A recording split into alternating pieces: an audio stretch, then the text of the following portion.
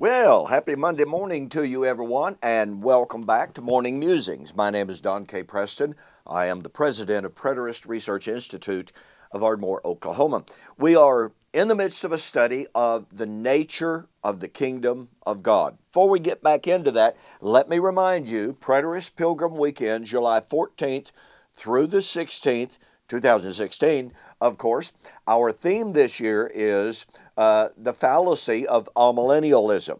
We have some really great speakers lined up for you. We have Dallas Burdett, Rod MacArthur, Larry Siegel, William Bell, and myself. And you're going to enjoy all of the lectures. But in addition to the lectures, we have a two-day formal debate between Dr. David Hester of Faulkner University, Montgomery, Alabama, and myself. And the subject of that debate is the second coming at some time in the future, i.e., at the end of time, or did it occur with the fall of Jerusalem and the end of the Old Covenant age in AD 70? This promises to be a fantastic debate. I can tell you right now, interest in this debate is already building. I've been getting emails on a very regular basis asking about this. And a really, really great announcement that I want to make. Due to the generosity of some of our supporters, we are going to offer attendance at this with no registration charge. This is absolutely great. You are able to come, no registration fee for singles or for couples. So this will help you in your expenses. Now, it will be live streamed, and unfortunately, we cannot offer that free of charge. But nonetheless, we will be able to offer you, if you come, free registration. Obviously, if you wish to help with the cost of the seminar, we welcome contributions because it is very expensive. But nonetheless, we're very excited to offer the fact that registration at the Preterist Pilgrim Weekend 2016 will be free of charge. Okay, we are talking about the nature of the kingdom of God. We are told by all three futurist eschatologies that one day Jesus will come out of heaven in a physical body. He will rule on the physical earth that has been renovated and restored to Edenic utopian condition.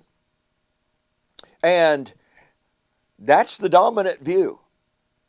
However, when we begin to look at the Old Testament prophecies of the kingdom of God and how the New Testament writers interpret those prophecies, as we have been seeing, there is a radical contrast between how the New Testament writers interpret those prophecies and how modern futurist views interpret those prophecies.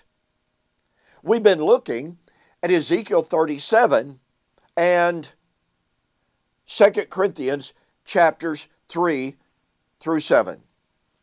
Now look,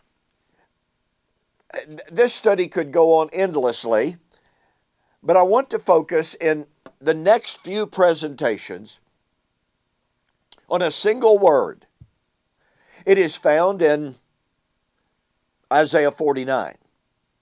It is found in Isaiah 2 through 4. This single word could be said to be the very epitome of kingdom hopes. Because in this singular word that we'll just introduce this morning and a few concepts related to it, we find the very expression of kingdom, of salvation, of resurrection, of new covenant, virtually everything that you can talk about, that you can find in the Old Testament prophecies of the kingdom, focused in this one word, are interpreted for us by the New Testament writers in such a way that there is simply no way whatsoever to then see a physical future kingdom in those prophecies. What is that word? It is the word Zion. This is such an incredible, incredible study. You know, we could do a multi lesson study just on Zion. Who knows? I may do that, right? But the point of fact is, by the way, if you want an extensive study of this, go to fulfilledradio.com and look in the archives. William Bell and I did a several week study of Zion, pointing out how beautiful of a concept it is, how it's fulfilled, and what it means for us today. So you can listen to those archives.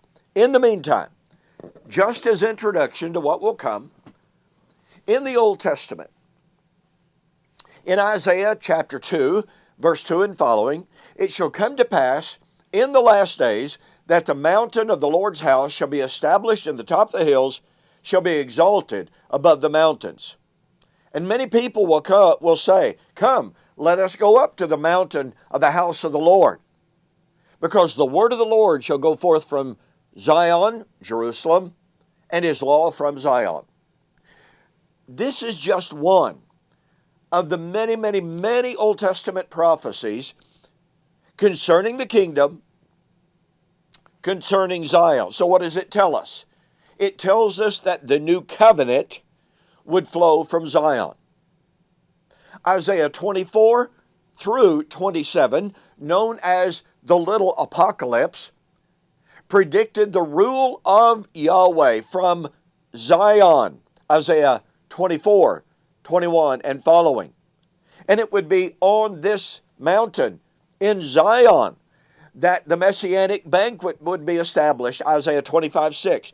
It would be in that mountain, in Zion, that death would be destroyed, Isaiah 25, verse 8. Isaiah 46 and verse 13, I will place salvation in Zion. Do you catch just a tiny glimpse of how critically important the subject of Zion really is? Well, in the next few lessons, we're going to explore those prophecies and how critical it is to see what the New Testament writers had to say about Zion.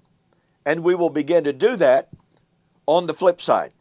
On the meantime, get a copy of my new book, The Resurrection of Daniel 12, verse 2, Fulfilled or Future. This book is an absolutely devastating critique of all futurist views, but particularly the view that we're waiting on a future physical kingdom. Go to my website, eschatology.org or bibleprophecy.com, and order the book. Mention that you saw the offer on YouTube or Facebook, and I'll refund your shipping. Well, thanks so much for joining me for this morning's Morning Musings. You're going to see some good stuff about Zion. So we'll see you on the flip side.